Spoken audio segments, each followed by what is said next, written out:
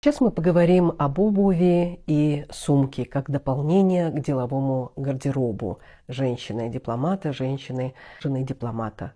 Что касается обуви, конечно, обувь должна быть качественной и современной. Качество обуви это должно быть действительно приоритетом, потому что обувь не должна давить, обувь не должна натирать, и колодка обуви должна избавить вас от усталости. Я помню свой первый прием в Вашингтоне, в Соединенных Штатах. Там было платье в пол по дресс-коду. Я подобрала к этому платью обувь. Она мне не давила, не натирала. И все было бы хорошо, но когда мы простояли несколько часов, слушая речи, то я поняла, что я в этой обуви ходить не могу. Я не могу просто даже стоять. И, конечно, у меня после этого мероприятия я задумалась о том, какая мне обувь подходит. Я стала искать колодку, которая удобна для меня, для моей ноги. И на это, конечно, ушли годы. Я перемерила кучу туфлей. И, наконец, я подобрала такой бренд, как Bally. Это швейцарский бренд, очень популярный. Он дорогой, конечно, и я выходила свои туфли и, конечно, подобрала их по цвету. Основные цвета я взяла. Это черный, бежевый, синий и красный. И в этих туфлях меня совсем не натирали ноги, я совершенно не уставала.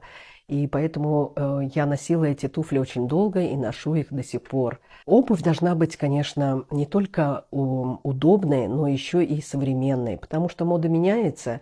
И иногда у нас, допустим, в этом сезоне другой каблук, более плоский или наоборот, или носок туфлей одной формы или другой формы. И, конечно, на деловые встречи нужно подбирать туфли обязательно современные. Но что касается сумок, то, конечно, сейчас уже не модно подбирать сумку к обуви, обувь к сумке. Они должны гармонировать, они должны тоже подходить к вашей одежде.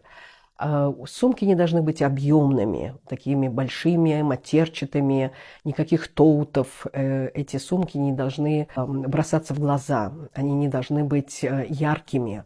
И как можно меньше должно быть фурнитуры, и сумка должна иметь жесткий каркас. И, конечно, предпочтительнее иметь матовые цвета сумки.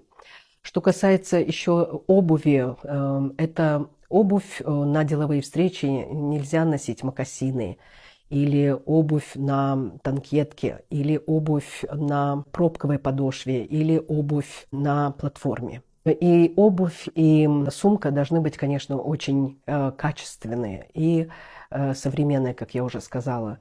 Качество – это не цена, это не обязательно цена, то есть это должна быть очень дорогая сумка. Сейчас очень большой выбор сумок, и нужно подбирать их, конечно, к вашему гардеробу. И мы все стремимся найти такую универсальную сумку, которая бы подходила и для выхода в театр, и для походов в ресторан и так далее. Но такие сумки, конечно, имеют место быть.